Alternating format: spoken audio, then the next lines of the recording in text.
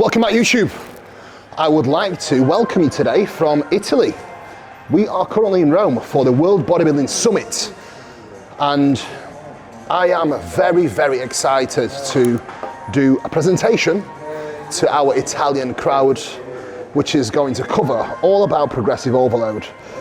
As you all know, I'm extremely passionate about all things bodybuilding and training, so I am very much looking forward to presenting to our Italian audience. It's going to be a great one. I am very, very fired up for this weekend. We had pretty easy travel. If you haven't seen some of the bits I filmed, check out the vlog. To be honest, I am actually happy that I accepted to come here, because normally I limit my travel a lot, but I think this is a great opportunity now to be able to certainly get not only some downtime and get to explore a little bit of Rome, but also have an opportunity to present in front of an amazing audience at the World Bodybuilding Summit, surrounded by some of the world's best bodybuilders, like Sean Reed himself, John Jewett, and Mike Sommerfield. I think they sold 1,500 tickets so far, and I do believe it's actually going to be busier. So I'm actually excited and fired up to see what happens on the day. I will also be training legs with a selected attendee. So that's going to be a fun one, as we'll be able to punish them and take them through a tremendous leg workout. So today, guys, usual pull day, single arm pull down, single arm row, followed by a frontal plane pull down. So sagittal pull down, sagittal plane row. In simple terms, we are moving in this plane of motion first, then this plane of motion, and then a frontal plane pull down. Again, single arm, because I do find I connect much better single arm. And then we'll finish on 2 sets of row, 2 sets of shrug, 2 sets of rear delt, and 2 sets of bicep. So 13, 14 working sets total for the session, mimicking the same movements that we do back at home, just to make sure that we can get back to work and get back to our usual programming the second we'll land back home with training. So nothing new will be introduced today, and we're still gonna have a great productive session. So guys, let's get to it. 2 working sets on each exercise. Rep range is going to sit between 7 to 11 repetitions, and we are going to have a blast with my man Ludo. I've got my performance fuel in. I've already had my pumpage. I've had my pre-workout meal, so we're going to get after it. I'm going to actually use my logbook. Yes, I have brought my logbook. I'm going to write my session out and then get warmed up as I normally do with my planks, get my head in the game, and then start the session.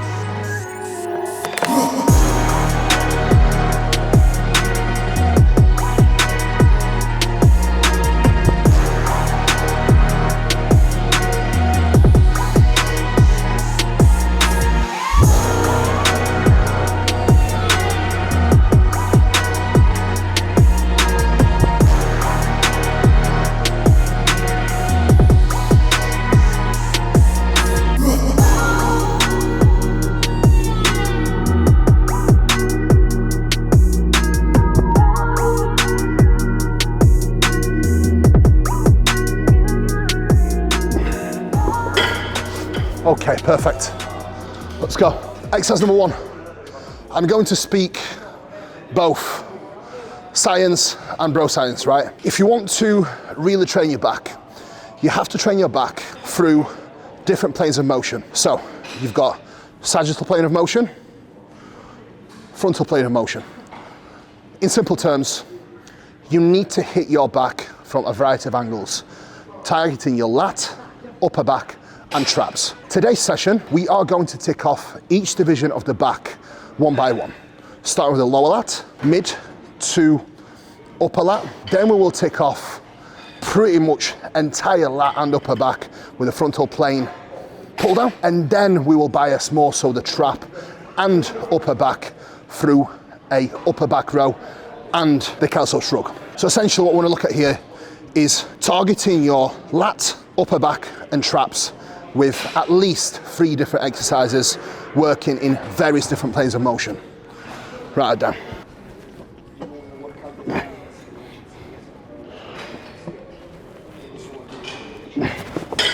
Perfect, right. That's probably my last warm-up set done. Now game time. The main purpose of me doing planks and some scapular retractions before my actual session is blood flow and warm up.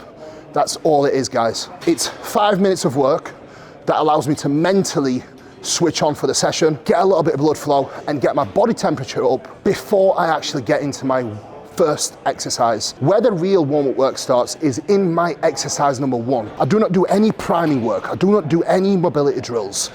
My first exercise of my session does that for me. So guys, stop wasting time doing some activation work. You train hard enough with good execution, good exercise setup, your muscle has no other option but to work.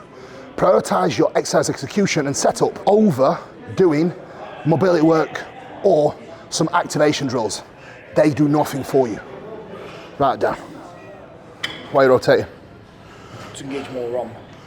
Like up here, you mean rotate direction. So what you're going to achieve if you're trying to try the lat by doing that. So you'll over the lat won't stretch any further if you protract and elevate.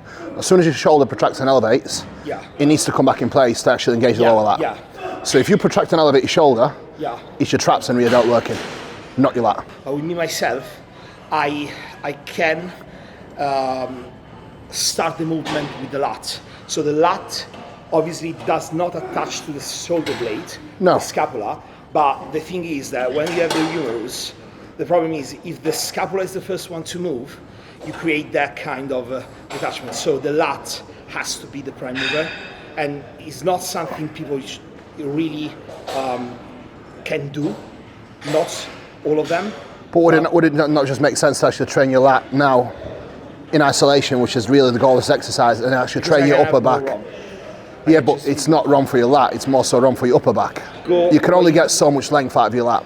The second that length is gone, your lat doesn't do. So the second this does this, right? Although you try and create artificial length, it's not actually stretching the muscle because there's only so much length you can achieve. So if you extend your lower back, if your pelvis is extended and your chest is lifted, right? Your pelvis is full extension and chest is lifted. This already pre-shortens your lat. So essentially you get less range of motion. The second this elevates, this and this has to work to pull back in, not this. So although this will still be under a degree of tension, you are not isolating the lat whatsoever, and you're putting more stress and pressure on this because this then has to come back in. So it does work work synergistically. But, exactly. But that's not the point of an isolation exercise because then you will actually train that in a separate exercise. So the second you start doing that, especially with that spinal extension, your lat's already pre-shortened. So you don't actually get. You may feel like the sensation of your lat is greater. No, I know that. But I know that. Sensation and tension isn't the same thing. No, I know that. I know that. So this might give you more sensation, but when it actually comes to stimulation, it's not the same. A little bit of protraction is fine. Like just a little bit. But essentially, the second your scap elevates, your lat's not really. It does work in synergy. You cannot isolate your back completely. However, the tension will shift away from the lat. And for you to then regain that, it's impossible, but also your posture plays a role. If you sit there in extension like this, your lat doesn't do much. You need to actually get your core braced, spine neutral, and then your lat stretches around your rib cage. If you're in extension, you can't really stretch your lat around the rib cage. So your lat is very much a muscle like your chest. It wraps around here. Your chest wraps around here, your lat wraps around here, right? So in order to actually get more length, it's like trying to train your chest, but doing this. Gotcha. The same principle here. Do you get me? Gotcha.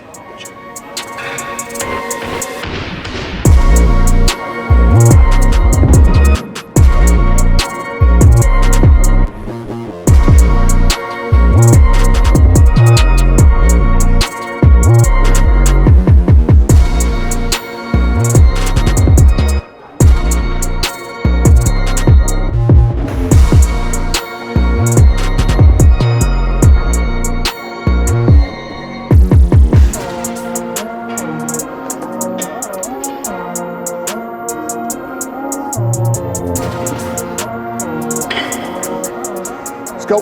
One arm at a time. Push your ribcage out towards me. Core braced, core braced. No excessive leaning. If you lean to the side, this cannot stretch. So if you laterally flex, this scrunches down. If you pre-shorten this, you cannot actively shorten it under load because this is already pre-shortened.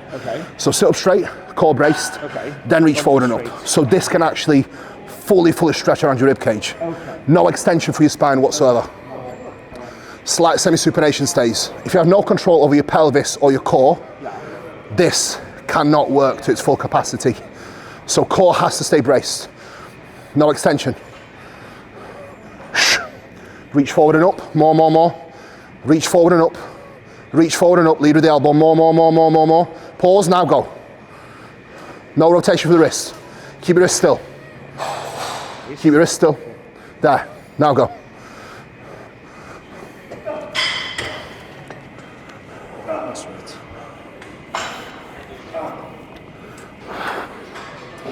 Going into cable fly, right? With your pecs already shortened. Yeah, gotcha. No wrong. No. Same thing for your lat. A little bit of lateral flexion is fine to get in position, but the second you do this, inhibits the lat function.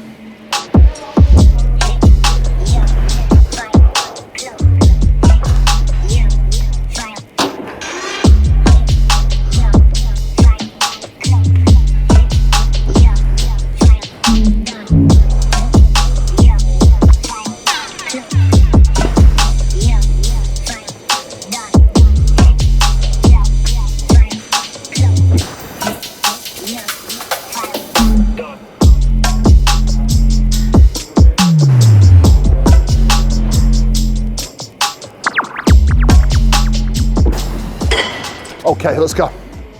Imagine this now. You can literally feel a lot more range through this. Okay. If you flex this side, because you already have great structure here, so you've got a lot of meat there. More meat you have there, more lateral flexion, less actual. Okay, yeah, sure. So I'll try to do it a lot of it, yeah. Right. Here we fucking go. Game time.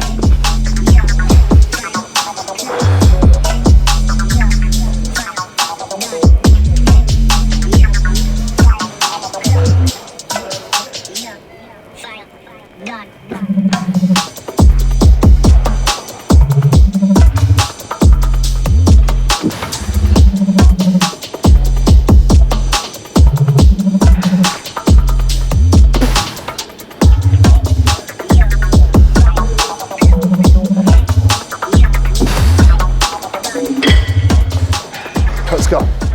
Posture first. Posture first. Core braced, semi-supination, hand stays fixed.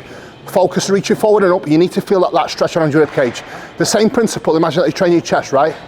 Both these muscles stretch around the rib cage, so we need to create the length there.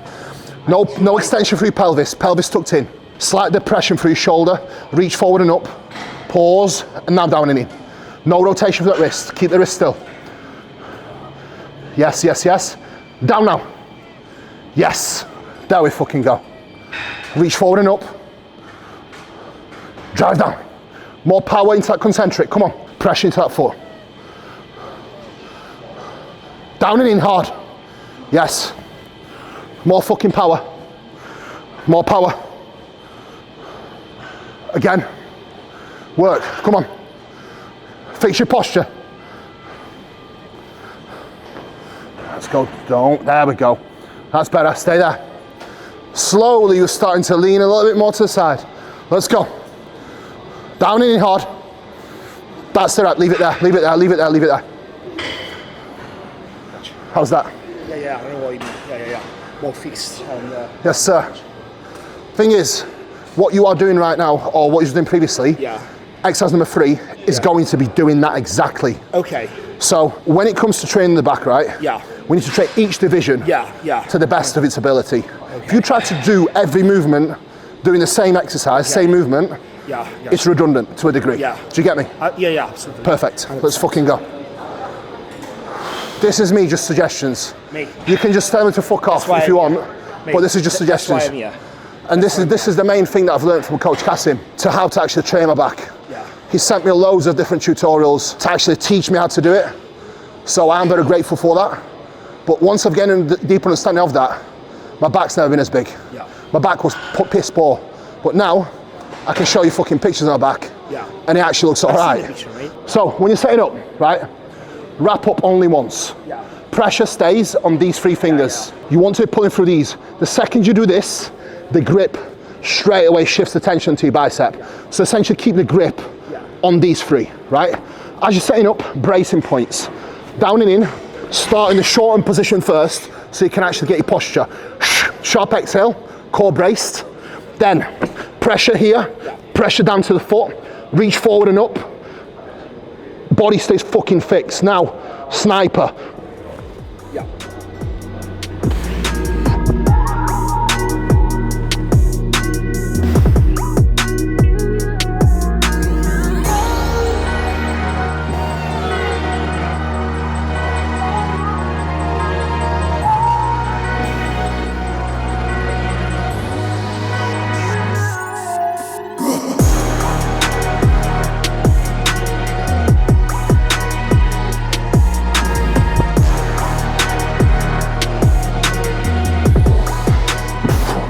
Now, I know one more thing.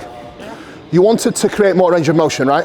One way to create more range of motion is thinking about creating more distance between the origin of the lat and the insertion. The only way to do that is keeping your pelvis tucked in and rotating the pelvis away slightly from this. If you extend your pelvis like this, which you have been, lift this up, Gotcha. less range. Gotcha. Do you understand what I'm saying? Yeah. I understand what you're saying, you're trying to create more range of motion, but essentially get less because of your posture. If you want to create more stretch, try and stretch the origin away from insertion. So when I sit up, I rotate my hip gently, just away. It's not excessive, it's just a slight rotation, and what you find, as you reach forward and up, the lat has so much more range. Because you are creating more distance between the origin and the insertion of the lat. Do you get me? Yeah, absolutely. Perfect, let's fucking go. This shit is more advanced. Most of you guys listening to this probably won't get much benefit from this, but some of you that have a deep understanding of what we're talking about will. So try it out, let me know how you get on. Massive lats 101.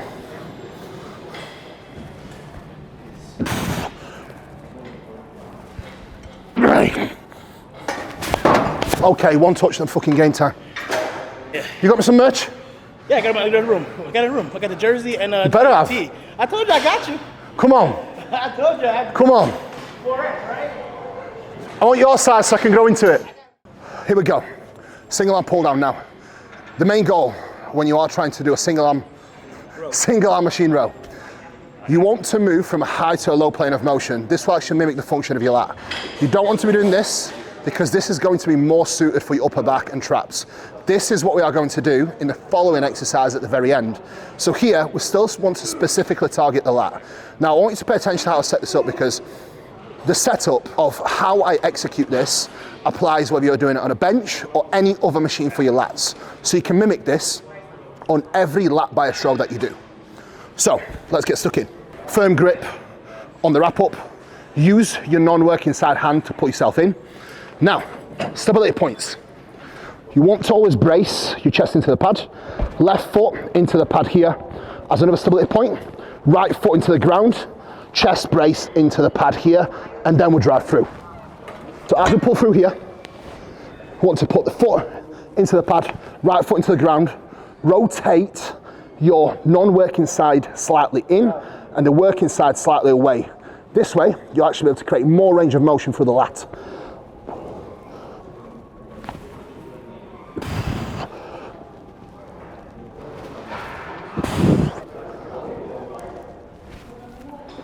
Perfect. Right, that's my last touch done. And then next set will be a working set.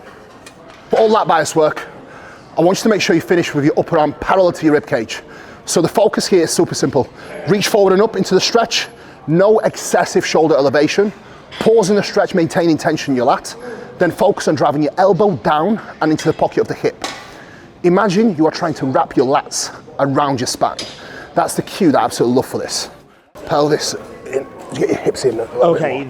There, chest into the pad, and no lean into the side excessively. There we go, sit up straight, core brace. No, there, stay there. Pelvis, row overway. Elbow for a little bit more, come on. Hard concentric.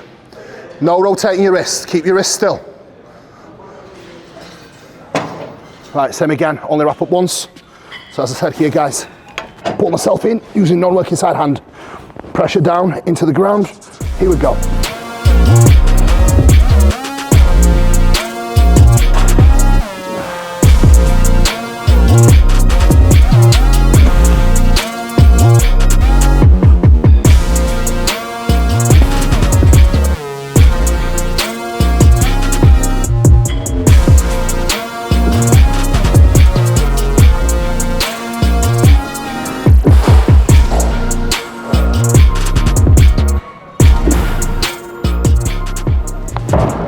Perfect.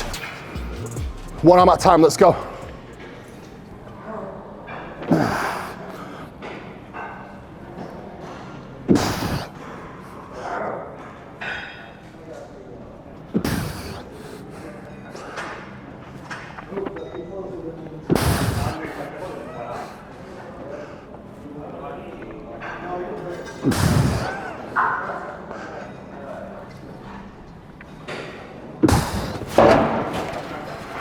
Perfect, one more. I'm mainly working 7 to 10 reps. 7 to 10? 7 to 10, yeah. Okay. It's not, that's only something I teach really people that are advanced, because you have to understand when you get to a certain level and certain amount of load that you have to use, it's much easier to execute a lift with precision when you only have 7 to 8, 9 reps to do. Yeah. When you think about it logically, 7 to 8 reps with full range of motion, great control, that set already lasts around 40 seconds. If you train hard and accurate, you will see your form execution break down in higher rep ranges. Yeah. So for someone that's advanced, it's not very beneficial to really do higher rep work, because it only takes away from your ability to actually load, Yeah. which means less mechanical tension. Yeah. Right? Mechanical tension is the main driver of hypertrophy. You get less out of the exercise, and potentially that's when you actually expose yourself to more risk of an injury. Yeah. Because execution breaks down, reps get shit because you're trying to chase certain reps. I mostly use the same weight for both sets. Okay. Most of the time. So let's say first set I'll get 9 reps, second set I'll do the same weight. Okay. If I'm pressing, it'll be fun for you to see tomorrow how I put it in practice. Because if you train accurately and take a set close to failure or failure without changing execution, that back off set loading should not differ much. Yeah, so both sets have to be within that rep range. Okay. So you adjust the load appropriately to stay within the 7 to 10 reps. Okay. If I get 7 reps, I might go a little bit lighter, but only a little bit lighter to still stay within that rep range. Okay. If I feel good and I know I can get more weight for 8 reps, I'll do that. Okay. But the overall volume of the session has to increase through either load or reps. Okay, gotcha. If it doesn't, I'm either under recovered or volume's too high. Yeah. Right down. There has to be progression. Has to be progression.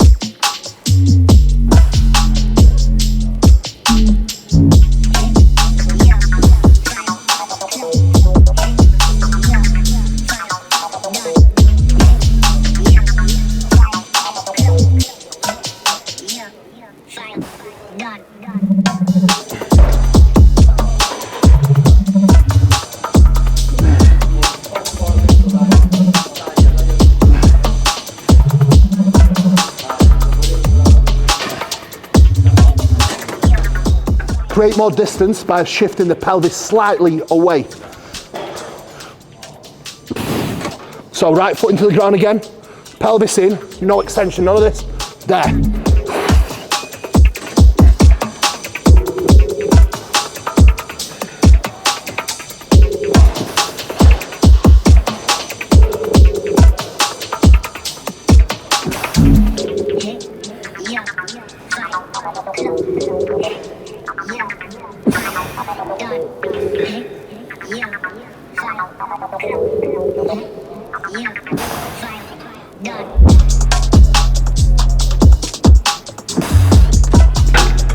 Let's go. Game time. A little bit too light, but it's okay. Frontal plane pull down. This is going to work your entire back and the upper lat as well. So here, we do want full range of motion, and this single arm just feels amazing. So I'm actually gonna try and source that. Guys, if any of you can get me this, please DM me and let me know. 2 working sets here, slightly above my rep range. So second set, I'm actually going to go heavier, and then we'll finish off on some rows and chest supported T-bars. So let's get it.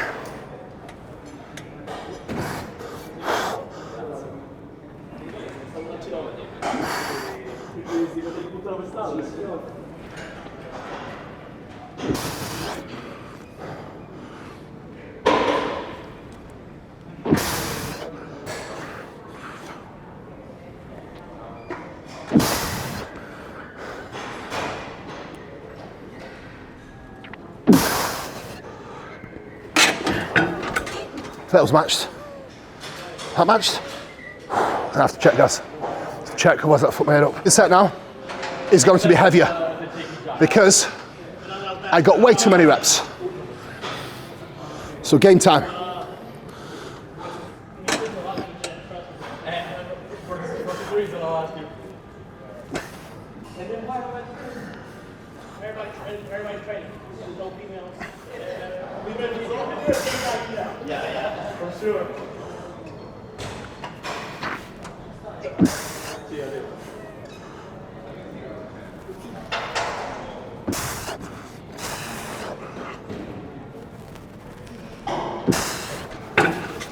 Oh yes, perfect.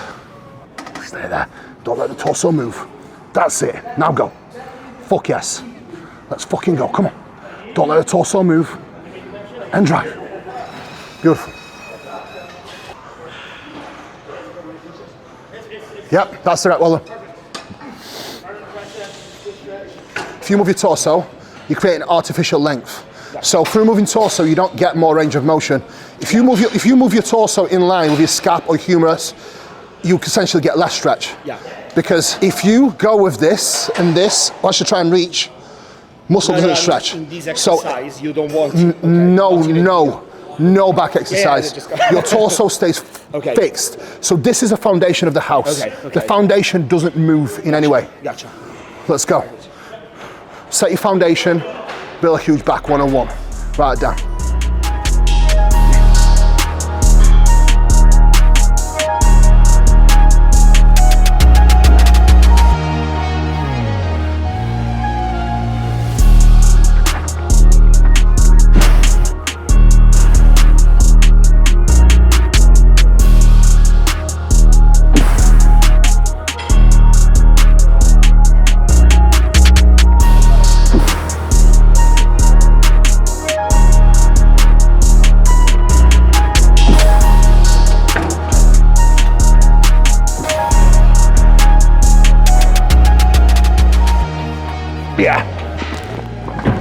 You can just get more range of motion.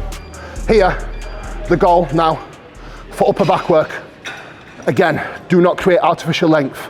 So as you reach forward, imagine you're trying to push your ribcage away from your hands. So essentially, all the range of motion needs to come from here, not spinal flexion. So core braced, chest into the pad, reach forward and up, push in ribcage this way, hands come this way. Maximum protraction, don't overstretch. Pause once you reach the full protraction. So imagine you're trying to hide your pecs with your shoulders. Pause once you reach this range, then elbows through and back all the way, trying to quite literally pinch the t-shirt in between your shoulder blades. Yeah? So imagine I've got a pen here. You're trying to fold your whole back around the pen here. Yeah? Let's get it. Do you want the upper back training 101. Full range of motion, full protraction, full retraction. Heavy load, accurate sets. Let's get it, write it down. Or if we could get semi-prominent on here, it'd be amazing, but beggars can't be choosers. More power. More power. Now power. Yes, sir. Pelvis tucked in a little bit more, lean back a little bit. That's it. Yes, fucking sir, come on. Work.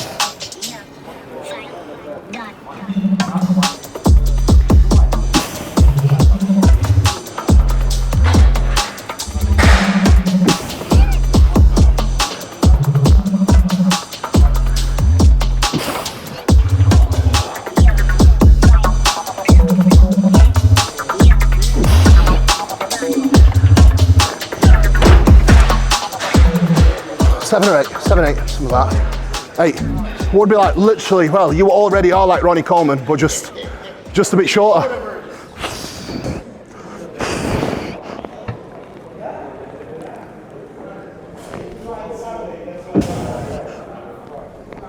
Yep. But I am going to need a spot on this. Right, I'll tell you when. Just don't let go until I say yeah. Yep. My ball.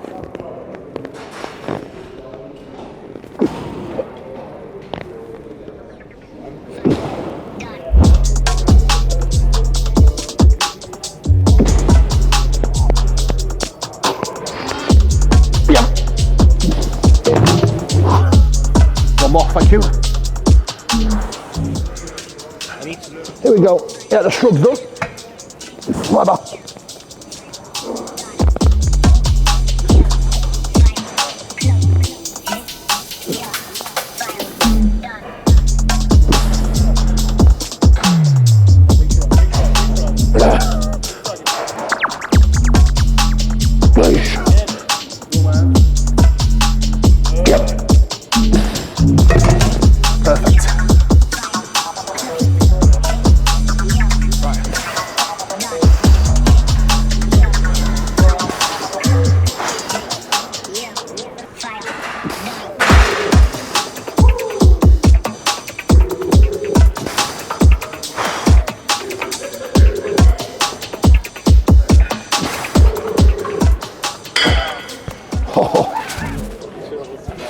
If I was at home, at my home gym, and I knew what weights I was using, after the first exercise, there would be no warm-up sets, not even feeler sets. Once I have my exercise set up and execution set, warm-up sets are just waste of time, really. High to low. So move towards me now, towards me, there. The reason why I want to move your high to low plane of motion is that's the way your rear delt fibers actually run. So you want to line your arm path up. So essentially your arm path needs to be in line with the muscle fibers of your rear delt, moving from a high to a low plane of motion. The reason why we're using a bench is just a lot more stability. More stability, more power. If I can do an extra 2 reps using this weight, using a bench, guess what? It means extra growth. So I'm going to take any opportunity to drive extra growth that I physically can. If you want huge rear delts, get on this.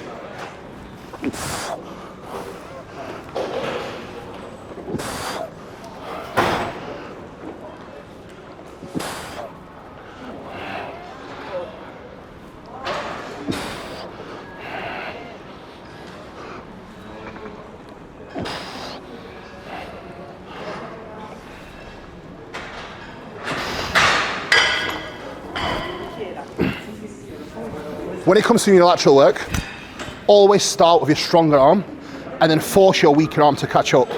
If you need to do a rest pause set or assisted reps, then definitely do them so that you can actually get the weaker arm to slowly adapt and catch up to the stronger arm. That has always been my method and my mentors, Jordan Peters, as well. And it definitely works a treat because both my legs and arms are almost identical across all movements now. So years of listening to Jordan always pays off.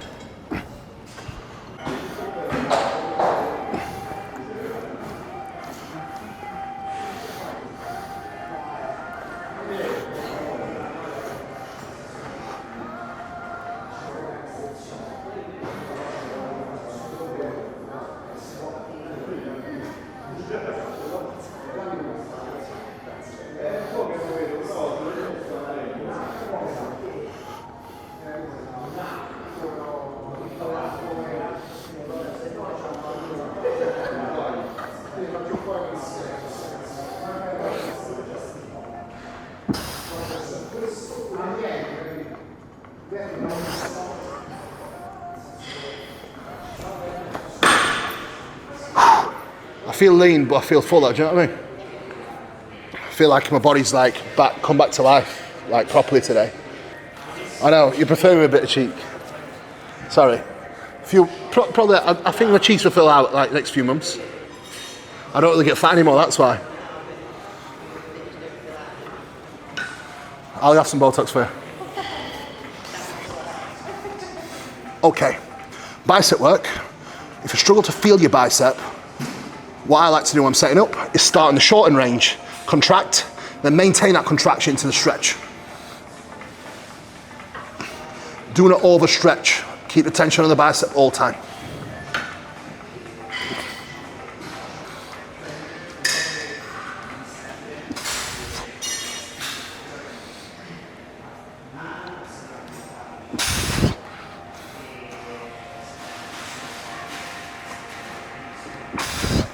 Okay. Beautiful.